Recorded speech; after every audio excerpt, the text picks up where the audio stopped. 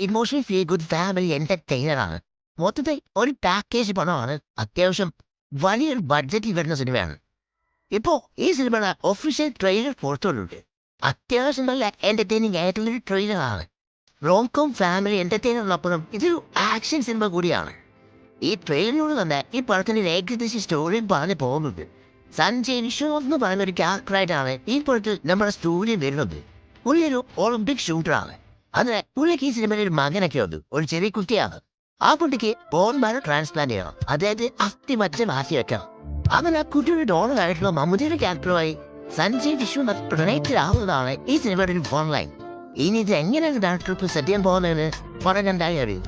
നോക്കാം. ബത്ലഹേം കുടുംബ യൂണിറ്റ് ഈ ഓണപ്രീസ് എത്താൻ പോകുന്ന നിഖിൽ പോളി സിനിമയാണ് ബത്ലഹേം കുടുംബ യൂണിറ്റ്. മൊത്തത്തിൽ ഇതൊരു റോം കോം പരിപാടിയാണ്. ഓണത്തിന് തൊട്ടപ്പുറത്ത് ഖലീഫയും ആബ് ഗെയിമൊക്കെ ഉണ്ടെങ്കിലും